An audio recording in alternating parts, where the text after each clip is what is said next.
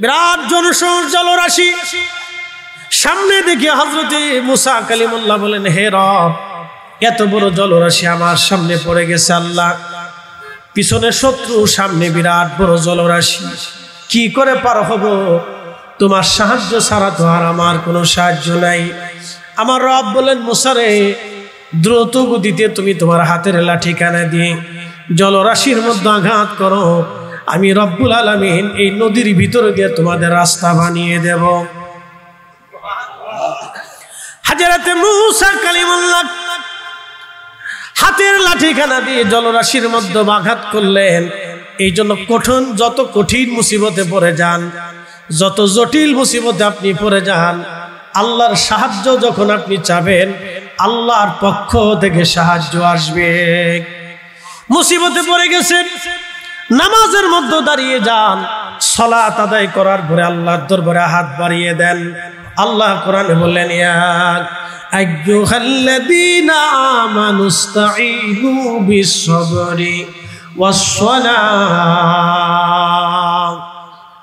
হে ঈমানদার, আমি আল্লাহর কাছে সাহায্য চাও। এক নম্বর, তুমি সবরের মাধ্যমে সাহায্য চাবা, ধৈর্য ধরবা, ধৈর্যের মাধ্যমে তুমি আমার কাছে সাহায্য চাবা। ধৈর্য হারা হবে না, হতভম্ব হবে না, ধৈর্যহীন হবে না, ধৈর্য হারা হবে না, ধৈর্যের মাধ্যমে আমার সাহায্য চাও। দুই নম্বর, সালাতের মাধ্যমে, নামাজের মাধ্যমে তোমরা আমার কাছে সাহায্য চাও। দেখবেন পৃথিবীর যত নবী আলাইহিস সালাম ছিলেন, সমস্যায় পড়ার পরে সালাতে দাঁড়িয়ে যাইতেন। দুনিয়ার ভিতরে যত ওলি ছিলেন, সমস্যা সামনে আসার সাথে সাথে নামাজে দাঁড়িয়ে যাইতেন। পৃথিবীর বড় বড় আলেম উলামা যারা ছিলেন, বিপদ মুসিবত সামনে আসার সঙ্গে সঙ্গে সালাতে দাঁড়িয়ে যাইতেন। নামাজ শেষ করার পরে রব্বে কারীমের দরবারে হাত বাড়াই দিয়া আমার রবের দরবারে মনোনিবেশ করতেন। আল্লাহ কোরআনে বললেন, ফাইদা ফারাগতা ফানসাব ওয়া ইলা রাব্বিকা ফারগাব। তাফসীরে মাদারিকে, তাফসীরে নাসাফিতে আল্লামা ইমাম নাসাফি রাহমাতুল্লাহ আলাইহি, তাফসীরে মাআলিমুত তানজিলের ভিতরে আল্লামা ইমাম বাগাবী রাহমাতুল্লাহ আলাইহি থেকে শুরু করে বিশ্ববিখ্যাত ইমামরা লিখেছেন। রাইসুল মুফাসসিরিন হযরত আব্দুল্লাহ ইবনে আব্বাস রাদিয়াল্লাহু আনহুমা তিনি বলেন, ফাইজা ফারাগাতা মিনাস সালাত ফানসাব ওয়া ইলান দুআ। আল্লাহ বলে, হাবিব, আপনি যখন সালাত শেষ করবেন, ফানসাব মনোনিবেশ করেন, ওয়া ইলা দুআ, দুআর মাধ্যমে আপনি আমার কাছে মনোনিবেশ করেন, আমার সাহায্য চান, আমার দরবারে আপনি হাত বাড়ায় দেন। বিশ্ববিখ্যাত মুফাসসির হযরত আব্দুল্লাহ ইবনে আব্বাস রাদিয়াল্লাহু আনহুমা বললেন, সালাতের মাধ্যমে আল্লাহ সাহায্যের কথা বলেছেন, সালাতের পরে দোয়া আল্লাহ শিক্ষা দিয়েছেন। আজকে ওরা কারা নামাজের পরে দোয়াটাকে বেদাতের ফতোয়া দিয়া যারা নামাজের পরে দোয়া বন্ধ করতে চায়, আল্লাহ নবী বললেন, আমার উম্মত, দুই সময় তোমাদের জন্য দোয়া কবুল হয়ে যাবে। জাউফুল লাইলিল আখির, তাহাজ্জুদের সময় আপনি যদি হাত বাড়ান, দোয়া কবুল হয়ে যাবে। মুসিবতে পড়ে গেছেন, বিপদে পড়ে গেছেন, কঠিন রোগের মধ্যে পড়ে গেছেন, সন্তান অ্যাক্সিডেন্ট হয়ে আইসিইউর মধ্যে ভর্তি হয়ে আছে, আপনার আত্মীয় স্বজন আইসিইউর মধ্যে ভর্তি হয়ে আছে, আপনি নিজে বিপদগ্রস্ত হয়ে গেছেন, ঋণের মধ্যে পড়ে গেছেন, কঠিন রোগাক্রান্ত হয়ে গেছেন, চিন্তার কারণ নাই। তাহাজ্জুদের সময় দাঁড়ায় যান, 8 রাকাত নামাজ পড়ার পরে দুরূদ শরীফ পড়ে আপনি রবের দরবারে হাত বাড়ায় চোখের পানি ছেড়ে দেন। আল্লাহর কসম করে বলি, আল্লাহর নবী যাহা বলেছেন সেটা সত্যে পরিণত হবে। জাউফুল লাইলিল আখির, শেষ রাতের দোয়া আল্লাহর দরবারে কবুল হয়ে যাবে। ফরজ নামাজের পরে দোয়া করলে দোয়া কবুল হয়ে যায়। একসাথে বলবেন আল্লাহু আকবার। নবী বললেন ফরজের পরে দোয়া করো, আর উম্মত বলল ফরজের পরে দোয়া বেদাত। কি বুঝলেন আপনি? বুঝেন নাই মনে হয়, আবার বুঝেন। আল্লাহ রাসূল বললেন ফরজের পরে দোয়া করো, দোয়া করলে কবুল হয়। আল্লাহ রাসূল পবিত্র জবান দিয়ে বলল ফরজের পরে দোয়া করো, কবুল হয়ে যায়। আর এই উম্মত আল্লাহ রাসূলের মাথা টুপি মাথায় দিয়া, আল্লাহ নবীর সুন্নত মুখে দাড়ি লাগাইয়া, আল্লাহর নবীর সুন্নত গায়ে জুব্বা লাগাইয়া আল্লাহর নবীর সুন্নতের দোহাই দিয়া নামের আগে শায়েখ পিছনে মাদানি লাগাই দিয়া আজকে এই উম্মতকে রাসূলের সুন্নত থেকে যারা জুদা করতে চায় আমরা অবশ্যই বুঝতে পারলাম তারা ইয়াজিদি। কথা কোন ঠিক কিনা? চন্দনাই সেরা মুসলমান মনোযোগ দিয়ে শুনে যাবেন। হাজরাতে মুসা কালিমুল্লাহ হাতের লাঠি দিয়ে আঘাত করলেন। লাঠি দিয়ে আঘাত করার পরে মুসা আলাইহিস সালাতু ওয়াস সালাম 12টা রাস্তা হয়ে গেল নদীর মধ্য দিয়া। রাস্তা হয়ে যাওয়ার পরে মুসা আলাইহিস সালাতু ওয়াস সালাম ওই নদীর মধ্য দিয়ে বনি ইসরাইল নিয়ে তিনারা সাগর পার হলেন, নদী পার হলেন। ফেরাউন সেই দিন নদীর পানির মধ্যে ডুবে মারা গেল।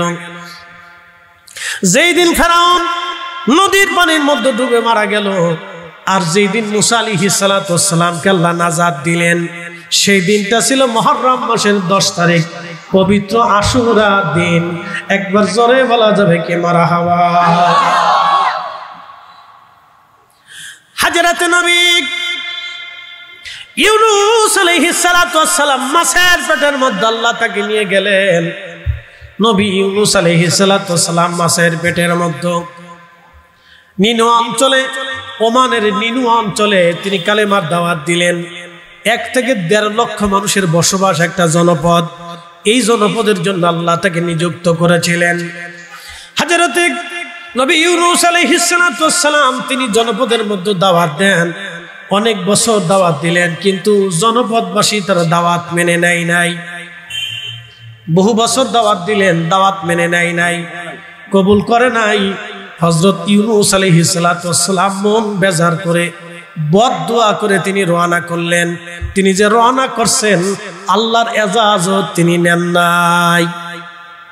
প্রিয় উপস্থিতি হাজিরিন, হযরত ইউনূস আলাইহিস সালাতু ওয়াস সালাম তিনি যিনি নাবিক ছিলেন, নাবিককে বললেন, নাবিক আমি সেই গোলাম যিনি মালিকের অনুমতি ছাড়া আজকে নৌকায় চলে আসছি, জাহাজে চলে আসছি, তুমি আমাকে জাহাজ থেকে ফেলে দাও। নাবিক ডাক দিয়ে বলেন, না হে আল্লাহর নবী ইউনূস আলাইহিস সালাম, আমি আপনাকে জাহাজ থেকে ফেলে দিতে পারবো না। বলতেছে না আমি মালিকের হুকুম ছাড়া চলে আসছি, তুমি আমার জাহাজ থেকে ফেলে দাও। বলতেছে না হুজুর আমি আপনাকে জাহাজ থেকে ফেলতে পারবো না। তখন ইউনূস আলাইহিস সালাম বলেন, তাহলে লটারি করো, লটারি টান দাও, দেখো কার নাম আসে। লটারি টানা হলো, দেখা হলো ইউনূস আলাইহিস সালামের নাম আসছে। এইভাবে 3 বার ইউনূস আলাইহিস সালামের নাম চলে আসলো। হযরত সাইয়েদনা ইউনূস আলাইহিস সালামকে তখনও নাবিক জাহাজ থেকে ফেলে দিতে চায় না, কিন্তু ইউনূস আলাইহিস সালাম বললেন, না তোমরা যেহেতু ফেলবা না তাহলে আমি নিজেই সাগরের মধ্যে ঝাঁপিয়ে পড়ে অন্তত তোমরা এই বিপদ থেকে বেঁচে যাও। আল্লাহর নবী ইউনূস আলাইহিস সালাম জাহাজ থেকে লাফ দিবে, আল্লাহ মাছের ডাক দিয়ে বলেন, মাছ রে আমার ইউনূসকে ধরার জন্য প্রস্তুতি নাও। আমার ইউনূস যখন নদীর মধ্যে ঝাঁপিয়ে পড়বে, সাগরের মধ্যে ঝাঁপ দিবে, তখন আমার ইউনূসকে তুমি গিলে নিয়ে নিবা। সাবধান, আমার ইউনূসকে তুমি গিলবা কিন্তু হজম করবা না। আল্লাহু আকবার। সেই মাছে এসে সেই বড় মাছটিকে গিলে ফেলল। সাগরের মধ্যে ইউনূস আলাইহিস সালামকে নিয়ে মাছ চলতে লাগলো। কোনো বর্ণনায় 4 দিন, কোনো বর্ণনায় 1.5 দিন, কোনো বর্ণনায় 40 দিন। সাগরের ভিতরে ইউনূস আলাইহিস সালাম 40 দিন পর্যন্ত মাছের পেটে রইলেন। ইউনূস আলাইহিস সালাম মাছের পেটের মধ্যে যাওয়ার পরে ওনার হুঁশ ফিরে আসলো, আমি কোন জায়গায় আছি। তখন ইউনূস আলাইহিস সালাম বুঝতে পারলেন আমি মাছের পেটের মধ্যে আছি। ওই সময় ইউনূস আলাইহিস সালাম তাড়াতাড়ি মাছের পেটের মধ্যে সিজদায় পড়ে গেলেন। সিজদায় পড়ে বলতে লাগলেন, লা ইলাহা ইল্লা আনতা সুবহানাকা ইন্নী কুনতু মিনাজ জালিমিন। আল্লাহ আল্লাহ, তুমি ছাড়া আর কোন লা ইলাহা ইল্লা আনতা, তুমি ছাড়া আর কোন ইলাহা নাই, রব নাই, তুমি পবিত্র, তুমি পবিত্র, তুমি পবিত্র।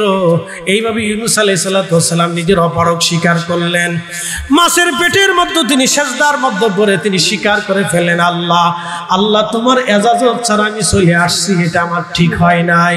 যখন নিজের অপারগতা স্বীকার করে ফেলেন ইউনূস আলাইহিস সালাম, ঠিক তখনই আমার আল্লাহর দয়া লেগে গেল। চিৎকার মেরে জোরে বলেন না মারহাবা। হযরত নবী ইউনূস আলাইহিস সালাম মাছের পেটে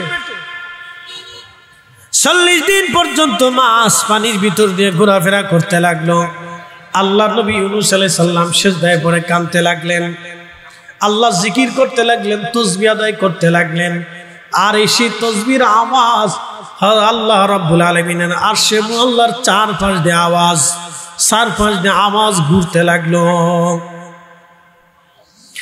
উনি জিকির করেন মাছের পেটে, আওয়াজ চলে গেল আরশে মুআল্লাতে।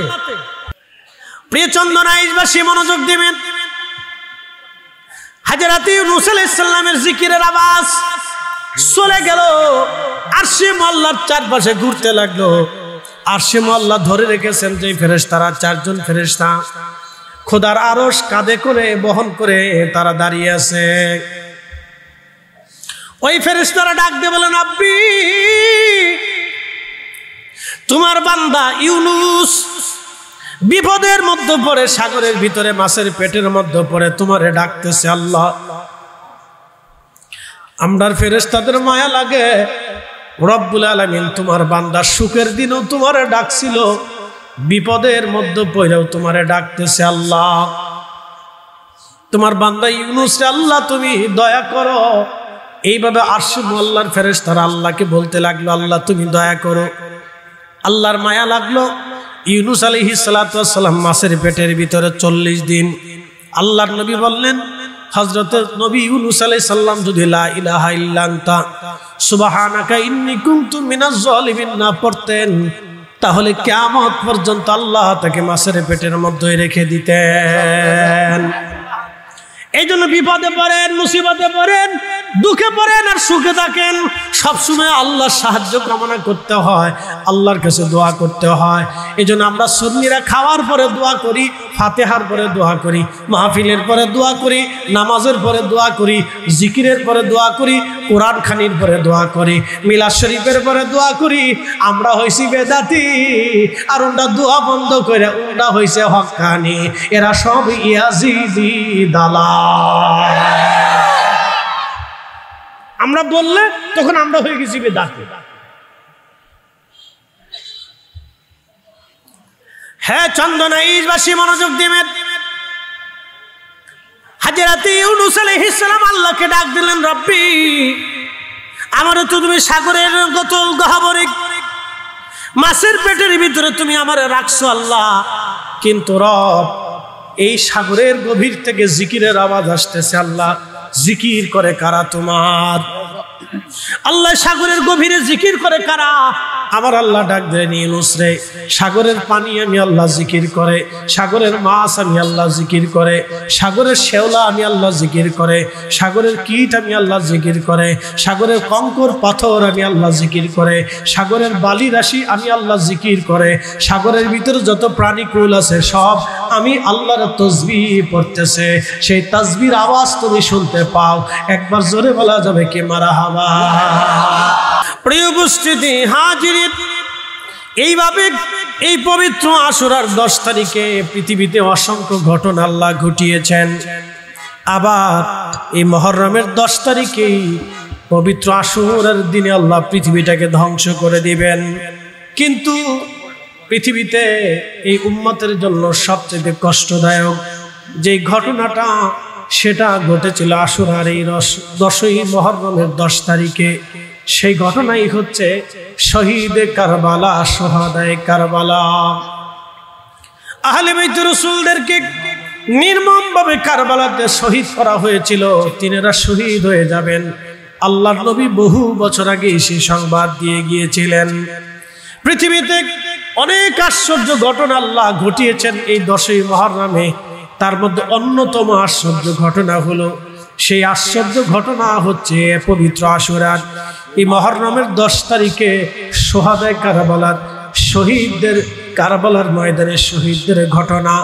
এটা সৃষ্টির অন্যতম আশ্চর্য একটা ঘটনা, মুহররমের কারবালার ঘটনা।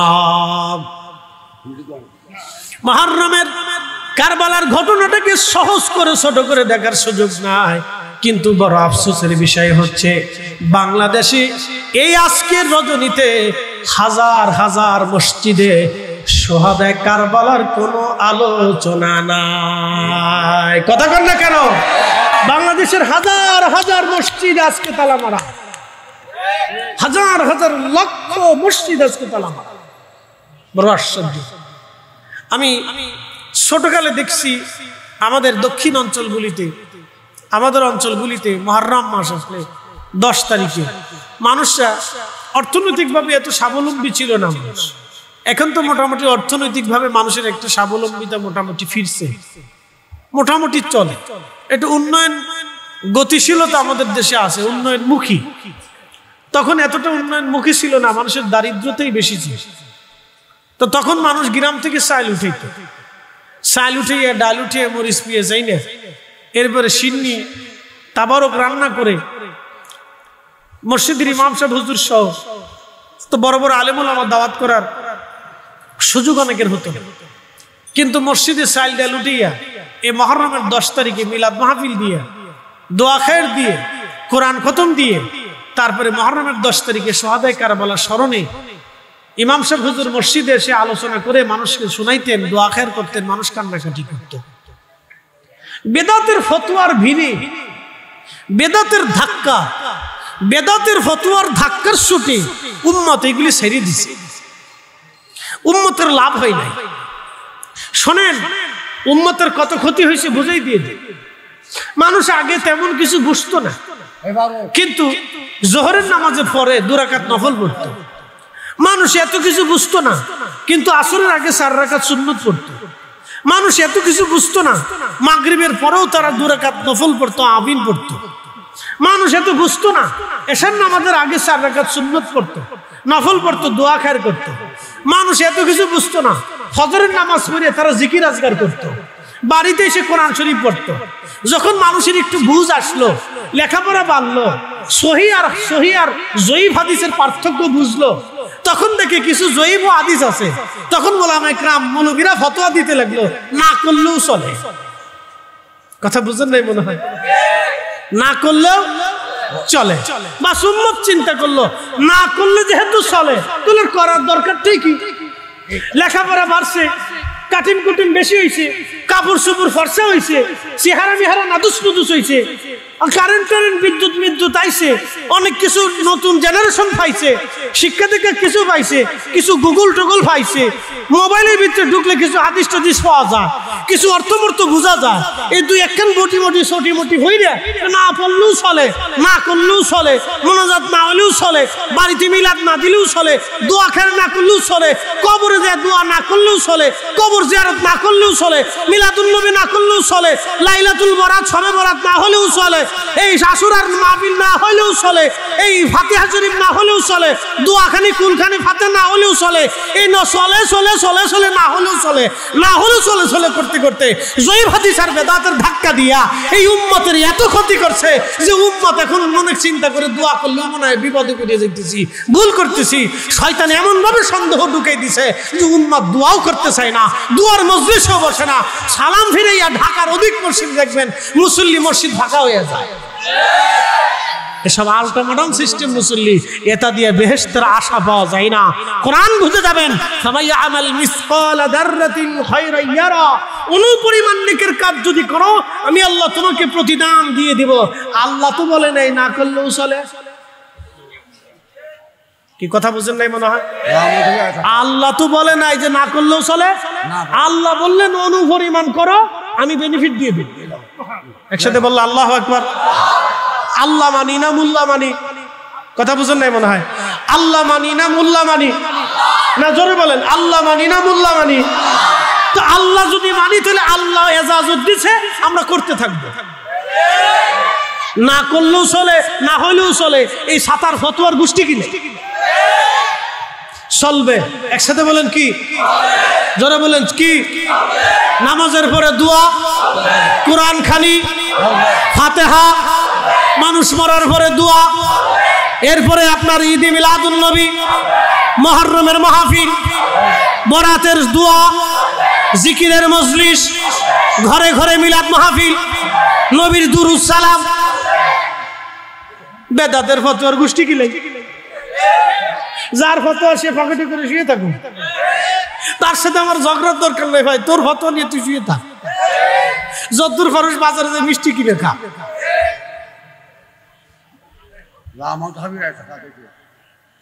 শোনেন, একটা কথা মনে রাখবেন, যত বেশি সেজদা তত আল্লাহর মঞ্জুরিয়া, যত জিকির তত মঞ্জুরিয়া। ছেড়ে দিবেন পাবেন না, ছাড়বেন পাবেন না, ধরবেন পাবেন।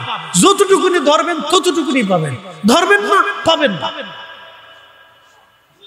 এই জন্য জীবনের সময়টাকে কাজে লাগান, নফল পড়েন।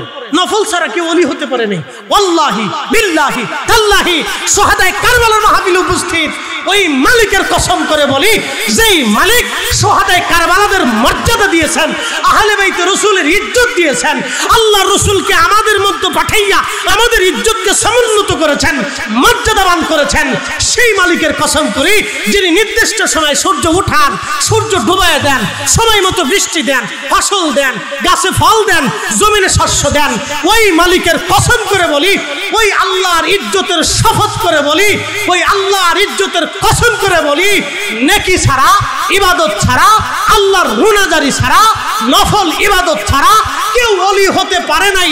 না ইমাম আবু হানিফা, না ইমাম শাফিঈ, না ইমাম মালিক, না ইমাম হাম্বল, না গাউসে পাক আব্দুল কাদের জিলানী, না বরফির, না হুজুর মাইনুদ্দিন চিশতি, না মুজাদ্দিদ আল ফেসানি, খাজা বাহাউদ্দিন নাশরুল বুখারী। 12 আউলিয়া, 360 আউলিয়া, পৃথিবীর যত ওলিরা ওলি হয়েছে তারা নফল ইবাদত করে ওলি হয়েছে।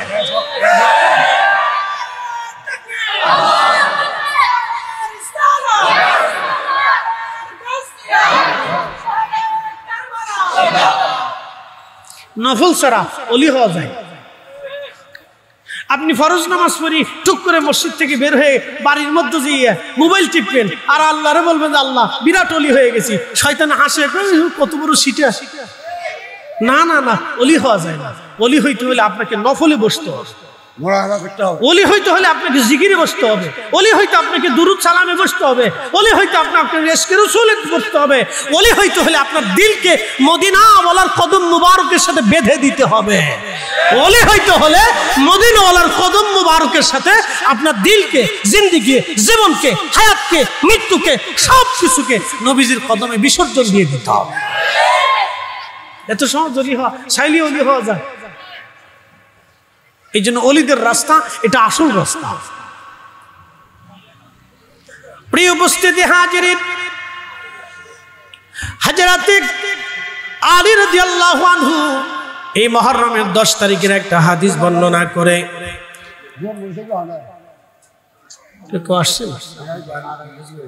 সালাতুন ইয়া রাসূলুল্লাহ আলাইকুম সালামুন ইয়া হাবিবাল্লাহ আলাইকুম সালাতুন ইয়া রাসূলুল্লাহ।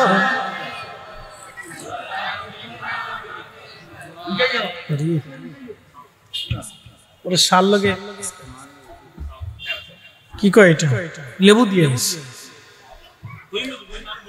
আচ্ছা বলকা, আমরা সম্মানিত মেহমানরা আসছে, আমরা বলি না মারহাবা, আমরা সবাইকে স্বাগতম জানাই। মেহমানরা আসবে, তারা আমাদেরকে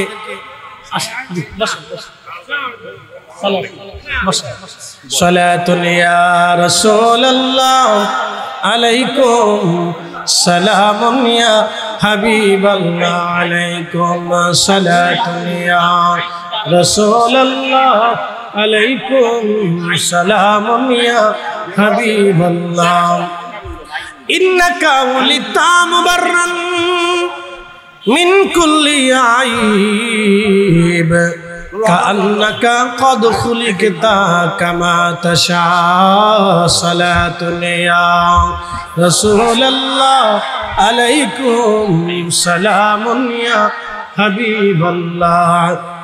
ওয়াদাম্মাল ইলাহু ইসমান নবী باسمه إذا قال في الخمس المؤذن نشهد وشق له ليذله فذو العرش محمود وهذا محمد صلاة يا رسول الله عليكم سلام يا حبيب الله عليكم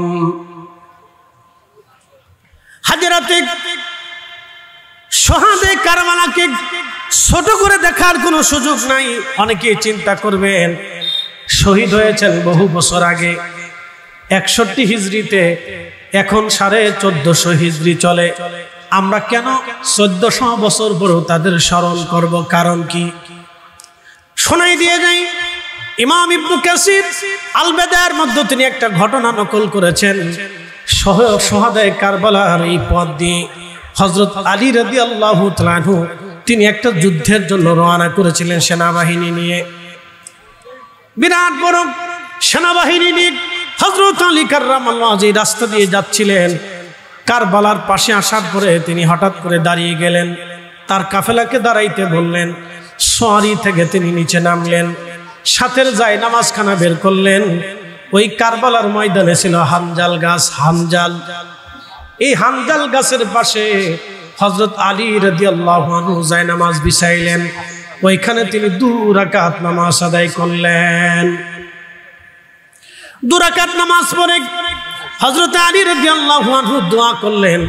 দোয়ার সময় তিনি কান্না করতে লাগলেন। ঠিক কান্না শেষ, মোনাজাত শেষ হয়ে যাওয়ার পরে হযরত আলী রাদিয়াল্লাহু আনহু যখন উঠে আসলেন, সাহাবীরা জিজ্ঞেস করলেন, ইয়া আমিরাল মুমিনিন, এই কারবালার হানজাল গাছের পাশে আপনি কেন 2 রাকাত নামাজ পড়লেন আর আপনি দোয়া করলেন? এর হাকিকত বুঝলাম না, এর মারিফত তো বুঝলাম না। হযরত আলী বললেন, হে আমার সম্মানিত সাথীগণ, তোমরা শুনে রাখো, আমি আমার মাসুক পবিত্র নবীজির জবান থেকে শুনেছিলাম, আল্লাহর নবী আমাকে জানিয়েছেন, বলে দিয়েছেন, এই কারবালার প্রান্তরে এই হানজাল গাছের পাশে আমার হুসাইনকে নির্মমভাবে হত্যা করা হবে, শহীদ করা হবে। আমি আলী তাদের জন্য দোয়া করে গেলাম, নামাজ পড়ে তাদের জন্য দোয়া করলাম, যাতে আমার হুসাইন সাথীরা ধৈর্যের উপরে ইস্তেকামত থাকতে পারে। একবার জোরে বলা যাবে কি আল্লাহু আকবার। হযরতে সাইয়েদুনা ইব্রাহিম আলাইহিস সালাতু ওয়াস সালাম 40 দিন পর্যন্ত আগুনের মধ্যে বসে আছেন। ইব্রাহিম আলাইহিস সালাতু ওয়াস সালাম বললেন, এই 40টা রাত 40টা দিন আমার জন্য এতই মঙ্গলময় ছিল, এতই চমৎকার ছিল, আমার রব আমাকে সারা জীবন যদি আমাকে আগুনের মধ্যে বসিয়ে রাখতেন তাতেই চমৎকার হতো, ভালো হতো। এত মজা, এত শান্তি আমি আগুনের মধ্যে পেয়েছি। আমার আল্লাহ আগুনের ভিতরে তার খাবার দিলেন, আগুনের মধ্যে আমার আল্লাহ তাকে পানীয় পান করাইলেন, আগুনের ভিতরে আমার আল্লাহ তাকে শান্তি দিলেন। হযরত সাইয়েদুনা ইব্রাহিম আলাইহিস সালাম আগুনের ভিতরে আল্লাহ রাব্বুল আলামিন তাকে 40 দিন রাখলেন। 40 দিন পরে যখন আগুন থেকে বের হয়ে আসলেন, সেই দিনটা ছিল মুহররম মাসের 10 তারিখ, এই পবিত্র আশুরা শরীফ। একবার জোরে বলা যাবে কি মারহাবা। প্রিয় উপস্থিতি, হযরত মূসা কালিমুল্লাহ আলাইহিস সালাতু ওয়াস সালাম তিনি আপনারা দেখবেন নীল নদ, যেই নদীটা একবারে আপনার লোহিত সাগর দিয়ে চলে গেছে, সেই নীল নদ সেই নদীটা হযরতে মূসা কালিমুল্লাহ বানি ইসরাইলকে নিয়ে তিনি রওনা করলেন। বানি ইসরাইলের মধ্যে 12টা শাখা ছিল। 12টা শাখা ছিল। হযরত ইয়াকুব আলাইহিস সালামের বংশধর অনুযায়ী 12টা শাখা প্রশাখা ছিল। হযরতে ইয়াকুব আলাইহিস সালামের বাবার নাম হযরত ইসাক আলাইহিস সালাম। হযরত ইসাক আলাইহিস সালামের বাবার নাম হযরত ইব্রাহিম আলাইহিস সালাম। ইব্রাহিম আলাইহিস সালামের নাতি ছিলেন হযরত ইয়াকুব আলাইহিস সালাম। হযরত ইয়াকুব আলাইহিস সালামের নাম অনুসারে হযরত ইয়াকুব আলাইহিস সালামের বংশের নাম হলো বনি ইসরাইল। এই বানি ইসরাইলের ভিতরে রব্বুল আলামিন একজন আর দুইজন না, 70,000 নবী আল্লাহ পাঠিয়েছেন। আহা, এই বানি ইসরাইলের মানুষেরা এক আর দুইজন না, শত শত হাজারে হাজারে নবীদেরকে হত্যা করেছে। কোন বর্ণনায় 70 জন নবীকে তারা হত্যা করেছে, কেউ বলেছেন 700 নবীকে তারা হত্যা করেছে, কেউ বলেছেন হাজার হাজার নবী তারা হত্যা করেছে। নারে তাকবীর, নারে রিসালাত, নারে গাউসিয়া। আজকের মেহমানে আলার আগমন, আজকে মেহমানে আলার আগমন, নিজামী হুজুর কেবলার আগমন, মুফাসসির হুজুর কেবলার আগমন। নারে তাকবীর, নারে রিসালাত। আর উস্তাদুল আসাতিজা হযরতুল আল্লামা শফিউল আজম নিজামী হুজুর কেবলা তিনি এসে গেছেন। আমরা বলি না মারহাবা, তিনি অনেক মুফাসসিরদের উস্তাদ। মারহাবা, জোরে বলেন না মারহাবা। নারে তাকবীর, নারে রিসালাত, নারে গাউসিয়া। আহলে সুন্নাত ওয়াল জামাত প্রধান মুফাসসিরের আগমন, মেহমানে আলার আগমন, নিজামী হুজুরের আগমন। সবাই উঠে বলেন মারহাবা। হুজুরকে আজকের মেহমানে আলার আসন গ্রহণ করার জন্য ইনশাআল্লাহ ভালো আছে। আমরা বলি না আলহামদুলিল্লাহ। শোনেন, আমাদের দেশে তো বহু মুফাসসির আছে না নাই? আন্তর্জাতিক খ্যাতি সম্পন্ন, বিরাট বড় খ্যাতি। আল্লাহ মাফ করুক, আল্লাহ তাদেরকে হেদায়েত করুক, আমরা তাদের জন্য দোয়া করি। আল্লাহ তাদেরকে হেদায়েত করুক, আমরা তাদের জন্য দোয়া করি। তারা যে সমস্ত তাফসীর মাঝে মধ্যে করে, শুনলে মনে হয় যে দুনিয়াতে থাকার চাইতে কবরে চলে যাওয়া ভালো। হুজুর হচ্ছেন মুফাসসিরদের উস্তাদ। একসাথে বলবেন না মারহাবা। আল্লাহ হুজুরের হায়াতের মধ্যে ইলমের ভিতরে যেন আরো তরক্কি দান করেন, বলেন আমিন। আমরা দোয়া করি হুজুরের জন্য যে অনেক আলেমকে, অনেক মুফাসসিরকে উনি তৈরি করছেন। আলহামদুলিল্লাহ, আমরা এগুলি আমাদের জন্য পারছি। মক্কাতুল মুকাররমা বাইতুল্লাহ শরীফের কারণে হারামের আহলু মক্কা যারা আছে তাদের দাম বাড়ছে। পবিত্র শুহাদায়ে কারবালার কারণে, সেই মাহফিলে বসার কারণে আজকে আমাদের দাম বাড়ছে। একটু বোঝার চেষ্টা করবেন। জায়গার কারণে মানুষের দাম বাড়ে, মানুষের কারণে জায়গার দাম বাড়ে। এই মাহফিল কিন্তু আমাদের কারণে দাম বাড়ে না। মাহফিলের মর্যাদা বাড়ছে ইমাম হুসাইন রাদিয়াল্লাহু আনহুর শাহাদাতের কারণে। পবিত্র আহলে বাইতে রাসূল সাল্লাল্লাহু আলাইহি ওয়াসাল্লামের ইজ্জতের কারণে এই মাহফিলের দাম বাড়ছে। কথা ঠিক আছে না? মাহফিলের উদ্দেশ্য হচ্ছে আহলে বাইতে রাসূল সাল্লাল্লাহু আলাইহি সাল্লামের স্মরণে আজকে মাহফিল। তো তিনাদের উদ্দেশ্য করে যেহেতু মাহফিল সাজানো হয়েছে, 10 দিনের একেবারে শ্রেষ্ঠতম অধিবেশনে আমরা আজকে বসছি। আগামীকাল এই মাহফিল এখানে বর্তমান থাকবে না। আগামীকাল এই সন্ধ্যা এই সময় এখানে গণজমায়েত হবে না, আপনারাও আসবেন না, ওলামা ইকরাম তাকরীর করবেন। তো আজকের শেষ রাত্রে আমাদেরকে আল্লাহ কবুল করছেন, আপনারা এই মাহফিলে বসতে পেরেছেন। একাধারে 10 দিন পর্যন্ত আপনারা তাকরীর শুনেছেন। 10 দিনে 10 জন ওলামা ইকরাম অথবা ততোধিক ওলামা ইকরাম আপনাদেরকে বিভিন্ন বিষয়ের উপরে আলোচনা উপস্থাপন করে শুনিয়েছেন। আজকে শেষ অধিবেশন, আপনারা আমাকে দাওয়াত করে এনেছেন কিছু কথা শোনার জন্য। আল্লাহর যদি ইচ্ছা হয়, শক্তি দেয়, আল্লাহ যদি সাহায্য করেন, তো আমি কিছু কথা আপনাদেরকে শোনাব। প্রিয় উপস্থিতি, আল্লাহর মহা সৃষ্টিটা একটা বিচিত্রময়। বহু ভাষা দিয়ে আল্লাহ পৃথিবীটিকে সাজিয়েছেন। নূহ আলাইহিস সালাতু ওয়াস সালাম মহাপ্লাবনে বন্যাতে সমস্ত মানব জাতি ধসে গেল। তিনার সন্তানদেরকে নিয়ে তিনি প্রত্যেক প্রাণীর জোড়ায় জোড়ায় তিনি নৌকার ভিতরে নিয়ে 40 দিন পর্যন্ত, 40 রাত পর্যন্ত বাইতুল্লাহ শরীফের চারপাশে নৌকাটাকে আল্লাহ ঘুরাইতে লাগলেন। বাইতুল্লাহ শরীফের চারপাশে নৌকা ঘুরলো, নৌকা অন্য কোথাও যায় না। এই নৌকা চালাচ্ছিলেন আল্লাহ। এই নৌকা আল্লাহ চালাইলেন, চারপাশে বাইতুল্লাহ, চারপাশে নৌকা ঘুরতে লাগলো একাধারে 40 দিন পর্যন্ত। একসাথে বলা যাবে আল্লাহু আকবার। নূহ আলাইহিস সালাম জুদ পর্বতে তিনি অবতরণ করলেন। তিনার 4টে বেটা ছিল, হাম, সাম, ইয়াফেস এবং কেনান। কেনান পানিতে ডুবে মারা গেল, হাম, সাম, ইয়াফেস। তো হামের বংশধর হচ্ছে আরবরা, সামের বংশধর হচ্ছে অনারবরা, ইয়াফেসের বংশধর হচ্ছে আফ্রিকান। এটা মনে রাখবেন। তো এই 3 সন্তানকে কেন্দ্র করে আরো বংশধর বাড়ল। 80টা কওমে তারা বিভক্ত হলো। সব কওম রাত্রিবেলা একদিন ঘুমিয়ে আছে, হঠাৎ করে সকালবেলা ঘুম থেকে উঠে দেখে কারো ভাষার সাথে কারো ভাষার কোনো মিল নেই। এক কওমের সাথে আর এক কওমের ভাষার কোনো মিল নাই। হঠাৎ করে আল্লাহ ভাষা পরিবর্তন করে দিলেন।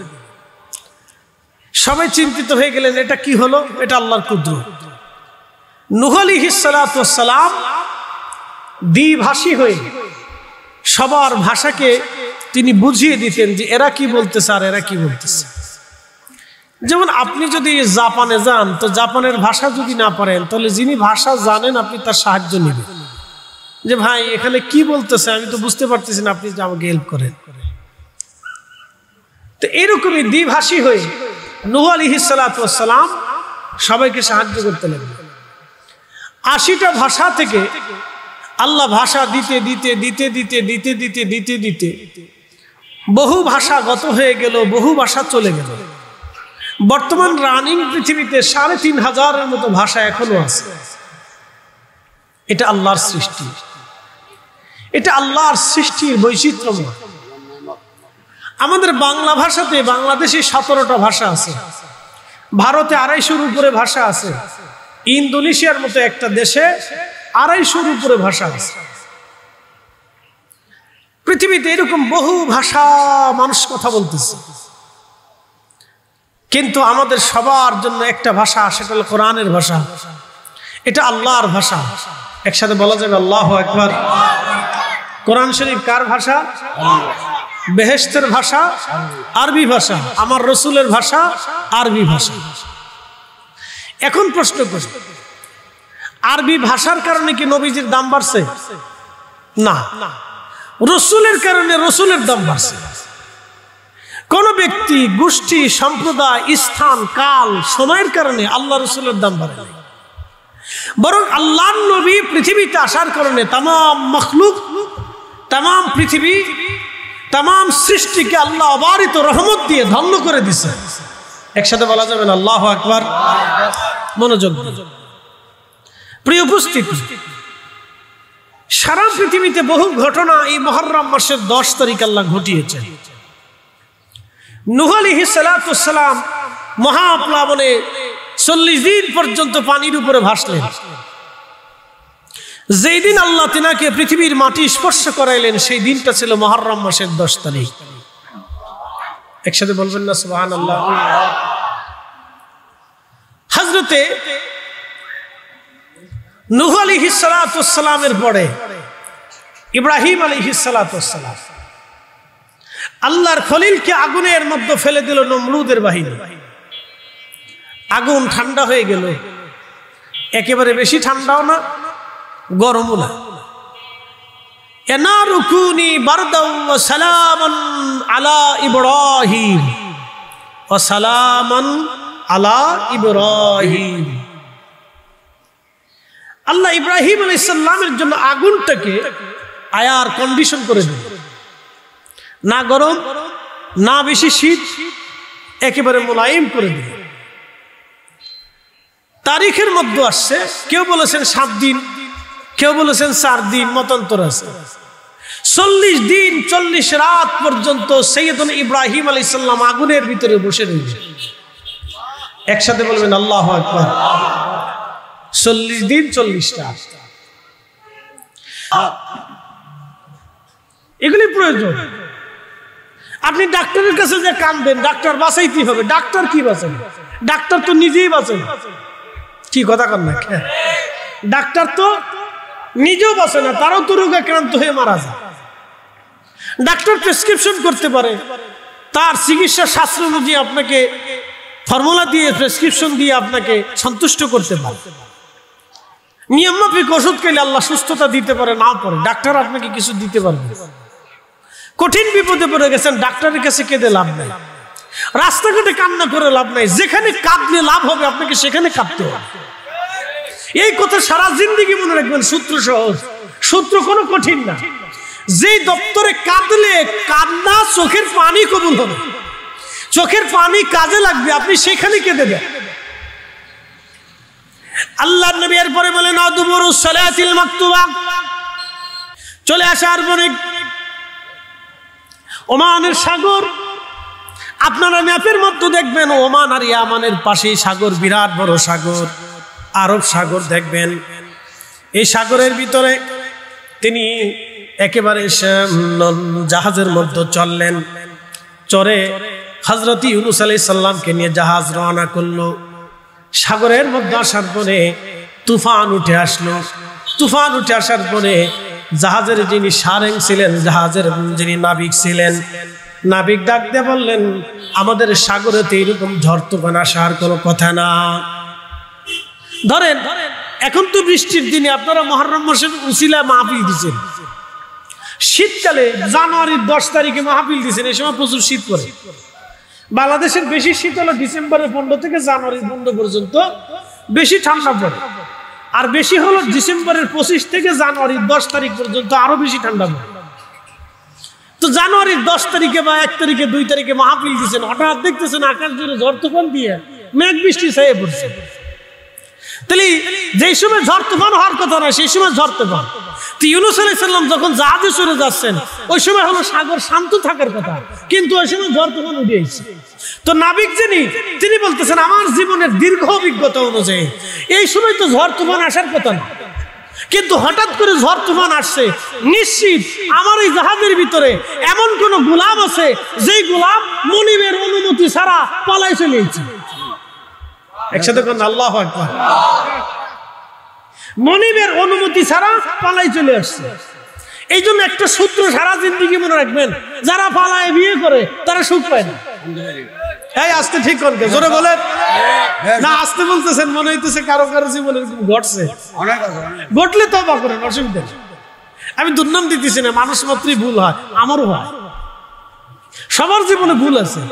আমরা সবাই গুনাহগার। এখানে যারা আছি কেউ কিন্তু গুনাহমুক্ত না। হুজুর আছেন, উলামা ইকরাম আছেন, মুরব্বিরা আছেন, এখানে ইমাম সাহেব হুজুরগণ আছেন, সবাই গুনাহের সাথে যুক্ত। আমরা কিন্তু কেউ নিষ্পাপ না, আমরা সবাই গুনাহগার। কিন্তু ক্ষমা করে কে? আল্লাহ। আল্লাহ ক্ষমা করে, কিন্তু আপনাকে ক্ষমা চাইতে হবে। ভুল করে ফেলছেন, ইয়া রব আমার অন্যায় হয়ে গেছে, আপনি আমার মাফ করে দেন। আল্লাহ সাথে সাথে মাফ করিয়ে রহমতের কোলে টান দিয়ে আপনার জীবনের গুনাহকে আল্লাহ মুছে দেয়। একসাথে বলবেন আল্লাহু আকবার। এই উম্মতের জন্য আল্লাহ এত মর্যাদা দিছে, শুধু আল্লাহ রাসূলের কারণে আমাদের শত উম্মত থেকে 70 গুণ মর্যাদা বেশি আল্লাহ আমরারে দিয়ে রাখছে। একসাথে বলবেন আল্লাহু আকবার। আমাদের এই মর্যাদা দেখা সব নবীরা পর্যন্ত আফসোস করছে, আরে আমরা যদি ওই নবীর উম্মত হইতে পারতাম। সুবহানাল্লাহ কি বাড়ি যায় করেন। আবার বুঝাইতেছি, আমাদের মর্যাদা দেখে সব নবীরা আফসোস করছে যে আল্লাহ আমরা যদি ওই নবীর উম্মত হইতে পারতাম। আপনি একটু চিন্তা করেন, ঈসা রুহুল্লাহর মতো জলিল কদর নবী, আল্লাহু আকবার, সারা আসমানি কিতাবের একটা কিতাব আল্লাহ তাকে দিয়েছিল। সে পর্যন্ত সারা জীবন দুয়াতে বলছে আল্লাহ আমার আখিরি নবীর উম্মত বানায় দাও। দোয়া করতে করতে করতে করতে আল্লাহ কবুল করে নিয়েছে।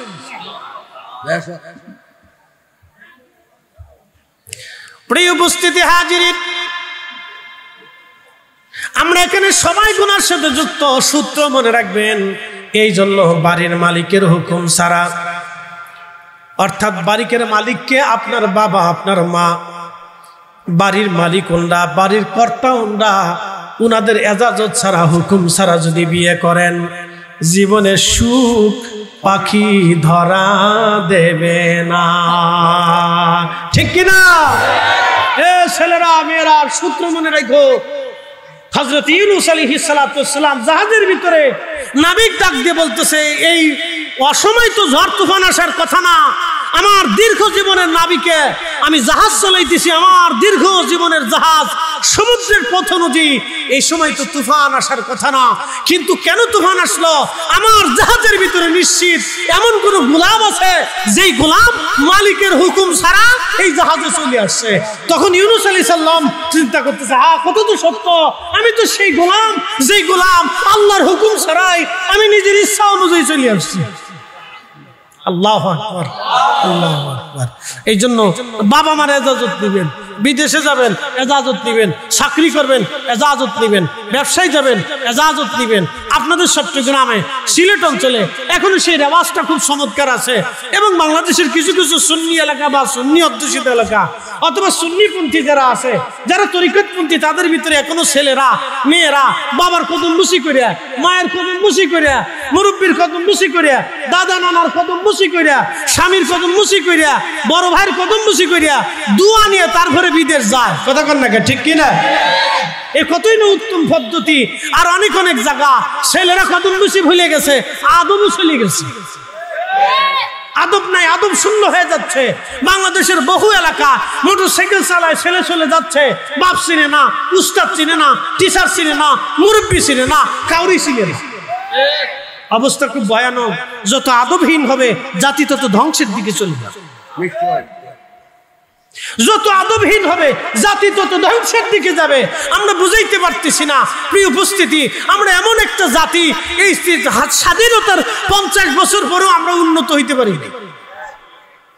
আমরা সামাজিক ভাবে হতে পারি নাই, পারিবারিক হতে পারি নাই, রাষ্ট্রীয় পর্যায়ে হতে পারি নাই, রাজনৈতিক ভাবে হতে পারি নাই, ধর্মীয়গত ভাবে হতে পারি নাই, আচার আচরণ হতে পারি নাই, লেখাপড়ায় পারি নাই, জ্ঞানে পারি নাই, বিজ্ঞানে পারি নাই, কিছুতে পারি নাই।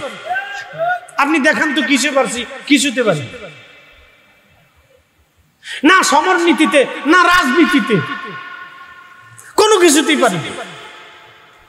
সব জায়গায় খালি ভেজাল আর ভেজাল, ভেজাল আর ভেজাল, ভেজাল আর ভেজাল। এত পরিমাণে ফরমালিন ঢুকছে যে সব জায়গায় ফরমালিন, শুধু ভেজাল আর ভেজাল, ভেজাল আর ভেজাল। আমরা উন্নত হতে পারি নাই। আমাদের শিক্ষা ব্যবস্থাকে চেঞ্জ করে ঢাইলে সাজাইতে হবে। এটা গতানুগতিক শিক্ষা ব্যবস্থা ছেড়ে দিয়া বৈজ্ঞানিক শিক্ষা ব্যবস্থার ভিতরে আসতে হবে, নীতিগত শিক্ষা ব্যবস্থার ভিতরে আসতে হবে।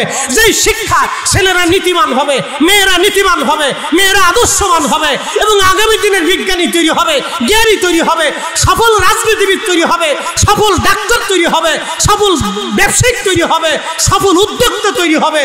সেই শিক্ষানীতি আমাদের প্রয়োজন। এখন হয়েছে এমন এক শিক্ষানীতি, বাপরে বাপ, ছেলের বই টানতে টানতে মার জান শেষ হয়ে যায়। ছেলে পরে ওয়ানে, কেজি স্কুলের ওয়ানে পড়ে, তার বই 10টা, মা টানতে টানতে মার জান শেষ হয়ে গেছে। তো ছেলে বই পড়বে না কি শিখবি? আমি মাঝে মধ্যে এটা পাগলের দেশ থেকে কি অবস্থা চলতেছে। বাচ্চা কাচ্চাদেরকে তো আমরা এখনই ম্যাজিস্ট্রেট বানাইতে পারবো না।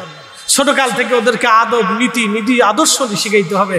আপনি চলে যান পৃথিবীর উন্নত বিশ্বগুলিতে, যা দেখবেন ওরা কাফের, ওরা খ্রিস্টান, ওরা ইয়াহুদি, মিথ্যা বলে না, মানুষ ঠকে না, খাবারে ভেজাল দেয় না, ফরমালিন দেয় না, কোনো কিছুতে না, আপনাকে ঠকাবে না, মিথ্যা বলবে না, আটকারিতা করবে না, চুরি করবে না।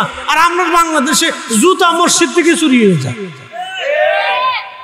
মসজিদ থেকে জুতা চুরি হয়ে যায়। একটা জুতার লোভ ছাড়তে না বাঙালি,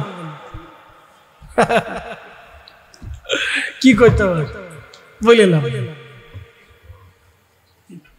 পারিবারিক, সামাজিক, রাষ্ট্রীয় শিক্ষা ব্যবস্থা কোন দিক থেকে আমরা উন্নত হইতে পারি। আমি মাঝে মধ্যে চিন্তা করি, যদি ওয়াজ নসিহত না থাকতো তাহলে এই দেশে যে কত খুন খারাপ হইতো তার হিসাব ছিল না। শুধু ওয়াজ নসিহত শুনে শুনে শুনে শুনে কিছু মানুষ আল্লাহর প্রতি দাবিত হইছে।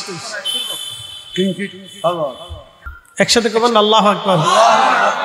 আমি ওয়াজ করি এইখানে, আমার এই ওয়াজের আওয়াজ চলে যাইতেছে এখন আমেরিকাতে। কি কথা না বুঝেন নাই? আমার এই কি বলে আইডি থেকে লাইভ চলতেছে। তো এই লাইভে যদি আমেরিকাতে একজন থাকে তো সে আমেরিকা বসে বসে শুনতেছে। আমি ওয়াজ করতেছি চন্দনে, সে শোনা যাইতেছে আমেরিকাতে। আমি ওয়াজ করতেছি চন্দনে, সে শোনা যাইতেছে সারা পৃথিবীর যে স্থান থেকে দেখুন সেই স্থান থেকে দেখা যাইতেছে। নবী ইউনূস আলাইহিস সালাতু ওয়াসসালাম জিকির করতেছেন, তাসবিহ পড়তেছেন, মাছের পেটের ভিতরে, সাগরের ভিতরে আওয়াজ চলে গেল আরশে মুআল্লাতে। একসাথে বলবেন আল্লাহু আকবার।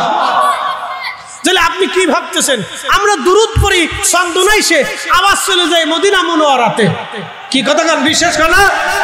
আমরা সালাম দেই বাংলার সন্দনাইসে দাঁড়াইয়া, কিন্তু সালাম চলে যায় মদিনাতুল মুনাওয়ারাতে। বিশ্বাস হয় কি হয় না? মানে আমরা বিশ্বাস করি বিধায় আমরা বেদাতি হইছি। কথা বুঝেন নাই মনে হয়?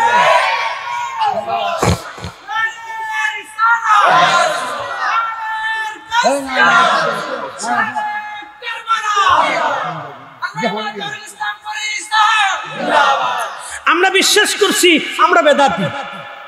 যারা বিশ্বাস করে না তারা হইছে হক্কানি। উদর ভিন্ডি বুদর করে চুরি করছে একজন, সাফাইছে আরেকজনের ঘরের উপরে। কি আশ্চর্য দেশ! এই গাছে জিকির করে কার? সব গাছে জিকির করে কার? আমরা এখানে যারা আছি কেউ কিন্তু শুনতেছি না, কারণ শোনার জন্য সেই কান নাই। এই শোনার জন্য আওয়াজ আসবে কানে, কানের আওয়াজটা আসবে কালবে। সব কথা কান দিয়ে শোনা যায় না। সাধারণ মানুষের কথা, গরু ছাগলের হাম্বা ডাক আপনি কানে শুনবেন, কিন্তু জড় বস্তু বুবা বস্তুর আওয়াজ আপনি শুনবেন না। তার এই আওয়াজটা স্টপ, বোঝা যায় না, শোনা যায় না, কিন্তু তারা শুনতে পারে যারা দিলকে জিন্দা করেছে। এই সমস্ত ওলি যারা, আল্লাহর মেহবুব যারা, পেয়ারা যারা, তারা শুনতে পারতেন গাছে আল্লাহর জিকির করে, পশু আল্লাহর জিকির করে, পাখি আল্লাহর জিকির করে। এই জন্য ওলিদের জিকির কখনো বন্ধ হইতো না। তারাও এই সব সৃষ্টির সাথে ওলিরাও জিকির চলতে থাকতো। 40 কোটি লতিফার ভিতরে, 33 কোটি লতিফার ভিতরে একটা লতিফা আল্লাহর ওলিদের জাগ্রত থাকতো সবসময়। আল্লাহ আল্লাহ আল্লাহ আল্লাহ, আল্লাহর ওলিদের জিকির সবসময় চালু থাকতো। একসাথে বলবেন আল্লাহু আকবার। এই জন্য আমরা ওলিদের পথ মানি। এটা আর এক জগতের ওয়াজ, এদিকে যাইতাম না। এটা আর এক জগতের ওয়াজ, আমি এদিকে যাব না। হযরত ইউনূস আলাইহিস সালাতু ওয়াসসালামকে মাছের পেট থেকে আমার রব আমার আল্লাহ বের করলেন। যেই দিন মাছ সমুদ্রের কিনারে এসে ইউনূস আলাইহিস সালামকে পেটের ভিতর থেকে বের করে ওমানের নিনুয়াতে ছেড়ে দিলেন, সেই দিনটা ছিল এই মুহররম মাসের 10 তারিখ, আশুরার দিন। একবার জোরে বলা যাবে কি মারহাবা? আল্লাহুম্মা সাল্লি আলা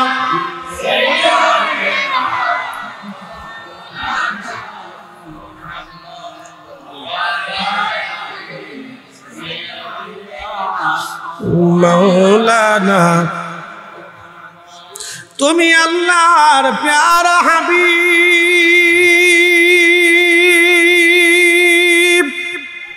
তোমার তুলনা নাই কেউ, তোমার মতো আকাশ ভ্রমণ করেনি কোন পয়গম্বর। আল্লাহুম্মা